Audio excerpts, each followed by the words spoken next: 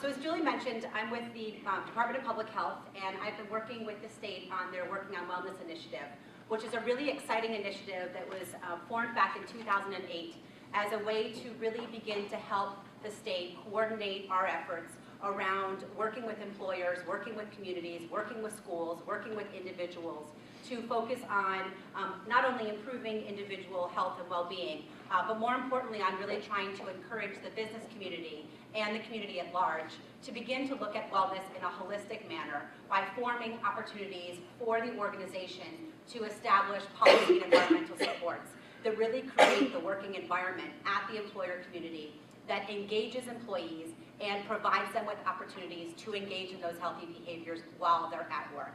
So that's the kind of big key piece here, is that we're talking about individuals, but in the situation of the employer community, we're making sure that the employer understands that they have a responsibility as well. And the left hand needs to talk to the right hand in terms of creating that environment, so that we're not just saying, okay, please go out for a walk today, but you're actually saying, okay, please go out for a walk today, and we have established a walking path that's here, that has mile markers, that's been established as a way that's painted, that's nice, that's aesthetic, that's accessible for all. You understand how far that is in terms of your walking, you perhaps have a pedometer, and you're encouraged to do that during your workday environment. So it's taking it one step further to really create that infrastructure to support health. So as I mentioned, I'm Lisa, and I'm going to do a tandem presentation with Carol, and we're going to kind of talk to you a little bit more about the Working on Wellness initiative, specifically taking the success that Family Services has had thus far and sharing that success story with all of you to hopefully provide you with examples of resources. You've heard all these wonderful things this morning about what's happening and what you can do. And we're here to show you, not only do we have an employer that's gone through this, that can speak firsthand about their success and challenges, but we also have additional tools that the state has that's available for employers to help you guys in this process. To put it in context, I'm going to share with you a little bit more about a larger initiative called Mass in Motion. I'm going to go into the nuts and bolts on the Working on Wellness initiative. I'm then going to actually turn it over to Carol, and then we'll do question and answer at the end. Has anyone heard of Mass in Motion? Yes. Yes, great. What do we know about it? Get people moving. Get people moving. Awesome. Anything else? Pardon me? There's resources out there. There are resources out there, and in addition to get people moving, it's also to hopefully help people eat better. So it's really a tandem approach to looking at physical activity and nutrition, among many other modifiable risk factors. And the state has taken a big push to be able to put forward Mass in Motion as a way to address obesity prevention and control, as well as wellness at large. This initiative is aimed at decreasing the number and percentage of both adults and children who are overweight and obesity in Massachusetts. And we're really looking at decreasing the prevalence of chronic conditions associated with that, with a specific focus on addressing unhealthy eating and lack of physical activity. Again, let's just get a kind of sense from the room. Do any of you feel that your employees perhaps are not exercising enough? And what about, are they all eating a perfect diet? No. All right, so you're not alone. The state's not alone. And we have formed a partnership to be able to collectively help all of you address this, because we know that when we do surveys, when we look at the health risks of our population, when we understand what employees want, 9 times out of 10, they want to eat better and they want to move more. They want to increase their physical activity, and they want to work at weight management as a way of focusing on proper nutrition. So if any of you have done an assessment in your workforce, and I know many of the audience has, I bet that chances are in your top 5 modifiable risk factors, these 2 are fairly close to the top. And we'll talk a little bit more, but Carol definitely saw that as something that their employer community wanted to focus on as well. So that kind of sets the stage for it. It's a large initiative, and there are several components of Mass in Motion. I'm going to go through them fairly quickly, but I want to show you that the Working on Wellness initiative, which is towards the bottom, is definitely a part of a larger statewide initiative that's really looking at collaborating efforts, as I mentioned, in the community environment, in the worksite environment, for individuals, for schools, so that we are providing avenues and resources for all platforms, so that we can begin to create this infrastructure where wherever you are, you're provided with avenues to increase physical activity, improve your nutrition, but most importantly, improve your overall health and well-being. There's a call to action, there are burden documents, there are statewide regulations that are going into effect around calorie posting, BMI regulations in schools, 60 minutes of physical activity in childcare settings. There was an executive order 509 that was passed, which is a healthy food procurement guidelines for state agencies. So again, the state is putting force mass in motion. We're asking all of you to address physical activity and nutrition. But we are also saying, okay, this is important for our workforce as well. So when the state is purchasing food in any of the contracts, there are food standards that have been put forward for most of the state hospitals as well as other state organizations. There's legislation that we've been working on to support that. There are statewide communication campaigns. There are social media outlets. There are municipality wellness and leadership grants that went out to communities to help them address physical activity and nutrition in the community environment. Hopefully many of you know about that. Fall River and New Bedford are actually two of the communities that are part of the Mass in Motion municipal wellness grants. And last but not least, there was an expansion of the Working on Wellness initiative, which is our initiative for employers. And that was part of the Mass in Motion initiative as well. So what is Working on Wellness, and what do we mean by this kind of worksite initiative? Very briefly, I'm going to show you some statistics up there. I'm sure that most of this is not a surprise to all of you, but Massachusetts is doing okay in certain areas. We're actually better than some other states, but we certainly still have issues of modifiable risk factors that we need to address. Individuals are obese, they're living with asthma, there's high blood pressure, high cholesterol, diabetes, smoking, physical inactivity, low consumption of fruits and vegetables. This is for individuals 18 years or older, and it was based off of 2006 data on the BRFSS, which is the Behavioral Risk Factors Surveillance System, which is a telephonic survey. So, okay, 45% of the population, based on 2000 to 2006, was not achieving the recommended amount of physical activity. Pretty high. 71% are not consuming the right amounts of fruits and vegetables. 18% are obese. 24% have high blood pressure. I go on and on and on. There is certainly a need to address this, and there is a need to address this in the community as well as the worksite environment. So what are the goals of the Working on Wellness initiative? It's pretty simple. Our vision is that all work sites in Massachusetts provide social, cultural, and physical environments that support optimal employee health and well-being. And how are we going to support that? The Department of Public Health is supporting that by promoting worksite wellness through information, training, regulation, and technical assistance. So we are providing opportunities for work sites to learn about what they can do in their worksite environment to create an infrastructure to support overall health and well-being, as well as to understand how to begin to create that infrastructure internally to encourage employees to engage in healthy behaviors while employees are at work. There's a 7-step program guide I'm going to share with you. There's a toolkit that's been developed that's actually available free of charge on the Mass in Motion website. It can be downloaded by any employer out there. I'll make sure you guys have the link. It's at the last slide. It is available, and really what we do in that toolkit is we've broken it down into 7 steps. This is not specific to Massachusetts. This is based on evidence-based literature around what's been proven as a 7-step process to begin to help businesses understand how they can build that infrastructure internally to understand what their employee health risks are.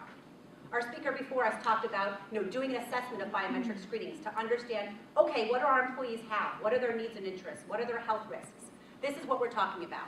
And there has been a lot of information out there to show, okay, if you follow these steps, you can begin to understand what the needs and interests are of your employee population, what the specific health risks are of your population, and then we're going to help you tailor a program to be able to not only roll out interventions to address individual employee health risks, but more importantly, to create that worksite environment. So we walk you through that in our toolkit, and we also use that as the basis for the training sessions with those employers who sign on board with our overall 1-year initiative called Working on Wellness. So we've got 4 waves of employers that have gone through Working on Wellness. First phase began in June of 2008. Second phase began in January of 2009. The third phase was in March of 2010, and we just started phase 4 in 2011. We've got just shy of 50 businesses collectively over the 4 phases. Some faces in the audience are actually part of those phases and have been. We have one current employer group that's actually participating, and as I mentioned, Carol and Family Services were part of phase 1 back in 2008 when it was actually a pilot initiative.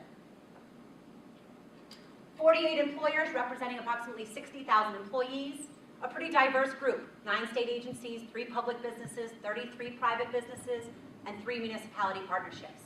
So over the course of the 4 phases, we wanted to make sure that this Working on Wellness initiative where we're providing education, resources, training, and technical assistance to businesses, works in a wide variety and a diverse group of platforms.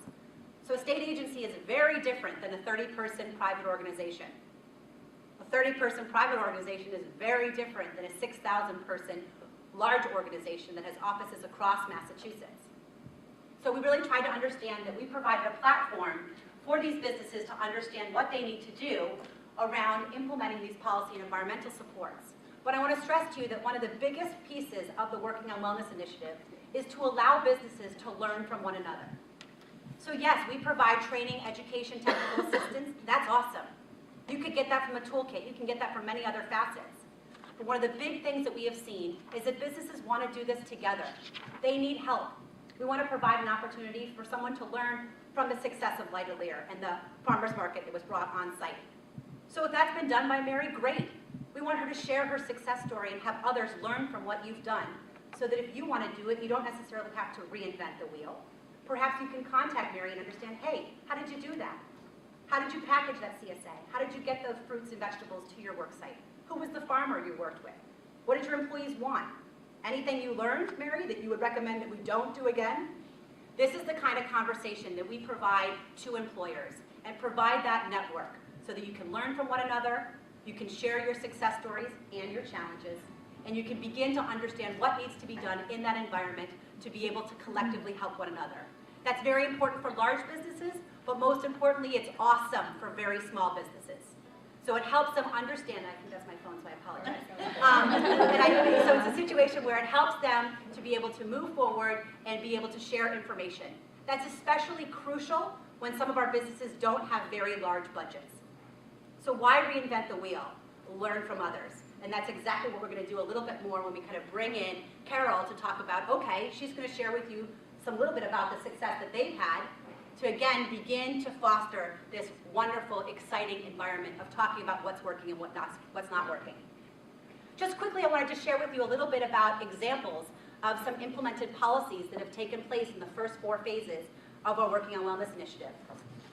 And some of them are really creative. Some businesses have really thought out of the box about what you can do in your worksite environment to encourage employees to engage in healthy behaviors. We've had written healthy vending machine policies, healthy food and meetings and catered event policies, incentives and rewards for healthy habits, flexible work arrangements to allow individuals to engage in healthy programs while they're at work, policy allowing staff to participate in wellness activities on work time, a stay home when sick policy. One of our work sites actually found that they were incentivizing employees for not taking sick days. All right, well, that's not awesome when you're thinking about trying to encourage a worksite environment to actually stay home when you're sick. They were getting paid for unused sick time. So it was great to get the money at the end of the year, but you want to know what was happening? No one was taking sick time, no surprise. So we did actually, that organization kind of heard that and said, well, we really want to make sure we don't do that. And so they actually developed that policy, stay home when sick policy. And it was definitely an environment that was fostered across the worksite platform. Incentives for participating in smoking cessation programs. Just a few examples about what we're talking about when we're encouraging individual employers to create that worksite environment that fosters employees to engage in healthy behaviors. We want to look at other environmental changes. Some success stories have been improvements to the stairs, on-site exercise classes, healthy snacks and vending machines, on-site exercise facilities, on-site smoking cessation classes, walking paths with mile markers, point of nutrition information in the cafeteria, at company meetings, in a vending machine, shopper rooms and locker facilities. It's awesome if you're encouraging people to go for a run or bike to work. Sometimes they need a place to actually shower if they've gone for a run in order to encourage that on-site. Free nicotine replacement therapy for staff. Implement an emergency response plan with AEDs on each floor of the work site. Again, just a glimpse of some of the success stories that work sites have done through our initiative to begin to create that environment. We've also had monthly on-site educational seminars, an Ask the Registered Dietitian blog, running, walking, and walk-and wheel clubs. What's a walk-and wheel club? One of our work sites actually has a large portion of their population that has different health disparities. So they wanted to make sure that this walking program was available for anyone and everyone. So they encouraged individuals who use scooters, wheelchairs, bikes, the whole 9 yards, to participate. It was awesome. Monthly wellness newsletters, on-site massage therapy classes, exercise program, yoga, strength training, dance classes, Zumba, Qigong, Weight Watchers at work, blood pressure clinics, smoking cessation classes. The list goes on and on.